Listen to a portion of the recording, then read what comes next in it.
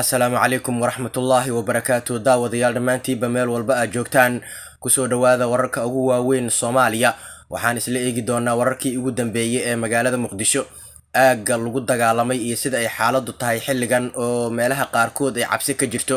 xukuumadda waa ay ka hadashay dagaaladii ka dhacay magaalada Muqdisho mucaaradkuna dhankooda waa ay ka hadleen dagaaladaas dhaawacyo iyo sidoo kale dhimasho ayaa jirta isbitaalada magaalada Muqdishona waxaa la dhigay dhaawacyo aad u fara badan kuwaas oo qaarkood ba xalay loo waayay dhiig lagu shubo kadib markii ay magaaladu kala xirantay haddaba waa sidee saaka xaaladdu warbixin amuurtaas ku saabsan ayaan inta badan wararkeena ku eegi doonaa haddii ay beedmo waa isniin ay taariikhdu ku beegan tahay 26 bisha Abriil sanadka 2021 wararkaas oo dhameystiran ayaan isla eegi doonaa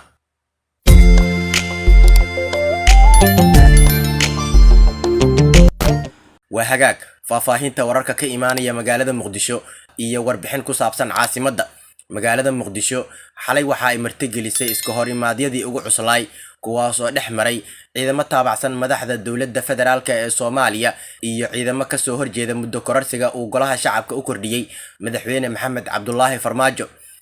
dagaalkii ugu xooganay ayaa xalay maqribkii kadib waxa uu ka bilowday guriga uu magaalada Muqdisho ka degan yahay hogaamiyaha xisbiga wadajir Cabdiraxmaan Cabdishakuur Warsame kaasoo ku yaala aagga madaxtooyadii hore ee Cabdiqaasim degmada Hodan weerarkaas ayaa waxaa ka qayb qaatay ciidan ka tirsan dawladda federaalka waxaana uu siyaasiga Cabdiraxmaan Cabdishakuur ku eedeeyay inay hogaaminayeen dagaalkaas laba sarkaal oo kala ah Farxaan Qaroole iyo sidoo kale Kaniif oo ka tirsan booliiska Soomaaliya dagaalada xalay ka dhacay magaalada Muqdisho waxa ay ku faafeen qaybo badan oo magaalada ka mid ah sida isgoyska dabka shaqaalaha kilomitir 4 iyo wadada Maka al-Mukarrama meelo badan oo kamid ah ilaa iyo aagga hore ee madaxtooyadii hore ee Cabdiqaasim waxaana la isku adeegsaday hubka noocyadiisa kala duwan wararkii ugu dambeeyay oo aan ka helayno weerarka lagu qaaday guriga Cabdiraxmaan Cabdishakuur ayaa sheegaya in iska caabin xoogan ay halkaasi kala kulmeen ciidanka dawladda isla markaana ay dib u soo gurteen ciidankii halkaasi weerar ku qaaday sida aan xogaha ku helayno dhinaca kale isgoyska dabka ee magaalada Muqdisho isna xalay waxaa ka dhacay dagaal halkaas ayaana waxaa wararku ay sheegayaan inuu weerar ku qaaday gudoomiyaha degmada Daynile Jacfar ninka lagu magacaabo iyo taliyihii hore ee ciidanka Danab sidoo kalena ahay madaxa ilaalada ra'iisul wasaarihii hore Xasan Cali Khayre Generaal Ismaaciil ninka lagu magacaabo ilaa iyo 4 saacadood ku dhawaad ayuuna dagaal magaalada ka socday dhanka aagga Minraayo ee degmada Cabdicasiis xalay fiidkii waxaa ka dhacay dagaal u dhaxeeya ciidanka dawladda iyo ciidan taabacsan madaxweynihii hore ee dalka Xasan Sheekh Maxamuud inkastoo markii dambe ay xaaladdu qabowday xaaladda Muqdisho guud ahaanteed haatan xoogaa waa ay yara degan tahay waxaana laga dareemayaa nabad aan cagab badan ku taagnayn iyadoona wax rasaasa aysan dhacaynin sidoo kale isku socodka gaadiidka dadweynaha iyo mootooyinka socda ayaa si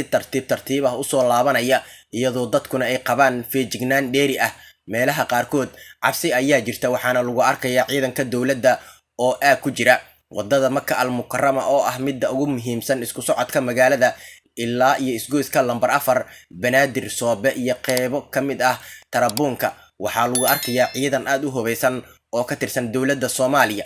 amuurtaan oo dhan waxa ay ka soo bilaabatay shalay duhurkii markii uu dagaal ka qarxay degmooyinka Yaaqshid Kaaraan iyo qaybo kamid ah degmada Shibis ee ku yaala waqooyiga magaalada halkaas oo isku farasaareen ciidan ka yimid Shabeellaha Dhexe oo diidanay muddo kororsiga iyo kuwa taabacsan dawladda Soomaaliya dagaalkaas waxaa la sheegay in ciidamadii ka yimid Shabeellaha Dhexe ay guulo ka gaareen inkastoo ay iska caabin kala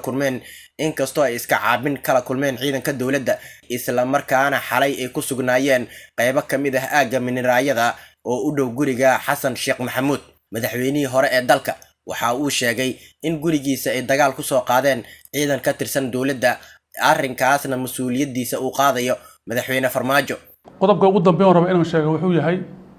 hase yeeshee wasiirka amniga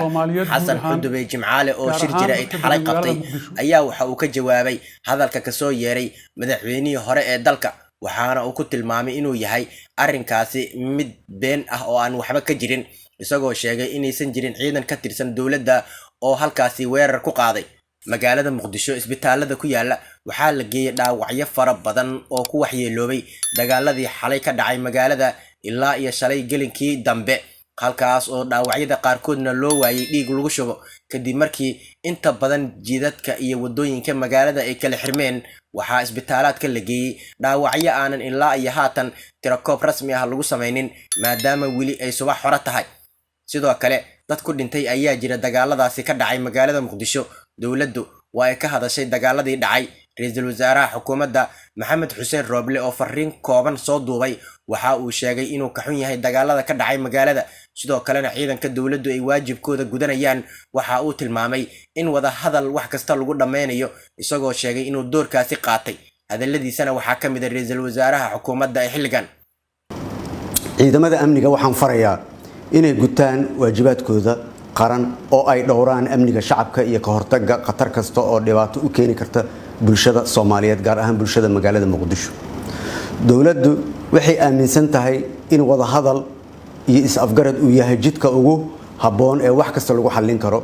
hawshaas oo aan bilaabay anigoo rajaynaya in aan ku guuleysan doono insha Allah. mucaaradku dhankooda waa ay ka hadleen amuurtan. ra-iisul wasaarihii hore ee dalka xasan cali khayre waxa uu sheegay in xilligan aanan loo baahnayn inay dagaalo magaalada ka dhacaan. sidoo kale cabdiraxmaan cabdishakuur fariimo culus ayuu dhankiisa soo dirayaa. wasalaam ala rasuulillah bacdu. madaxweynihii hore ee dalka sheekh shariif sheekh axmed waxa uu sheegay in tani ay tahay madax adayga madaxweynaha. inkastoo uu sheekh shariif dalka ka maqan yahay, maanta ayaa la filayaa inuu haddana dib ugu soo laabto.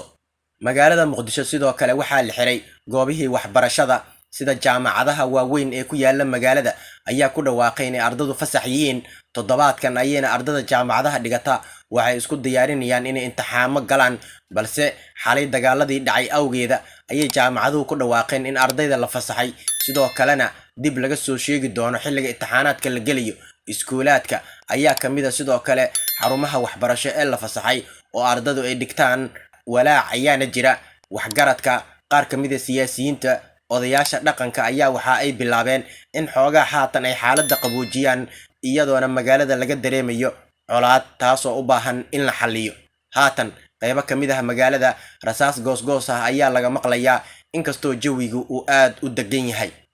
guud ahaanna saaxiibadeenna qiimaha badanow, barnaamijkeenna wararka ee subaxnimo intaas ayaan kusoo gabagabeynaynaa. nabadgelyo, ammaano allah dhammaantiinba meel walba aad joogtaan. wararkeenna kale ee xiga duhurnimada maanta ayaan sidoo kale xaaladda magaalada iyo waxa isbedela aan kugu soo gudbinaynaa. allah subxaana wa tacaala ayaanan ka rajaynaynaa in dadka degan magaalada muqdisho uu dhibaatada ka kor qaado iyo dagaalada ka socda. waxaa lagu jiraa bishii barakeysneed ee Ramadaan, dadkuna waa ay suman yihiin. dhibaatada dhacaysana uma dul qaadan karaan oo waxaa ku jira caruur aad u yaryar iyo sidoo kale waayeelo, dad xanuunsan. adinkuna usoo duceeya inuu allah dhibaatada ka kor qaado. nabadgelyo, ammaano allah dhammaantiinba.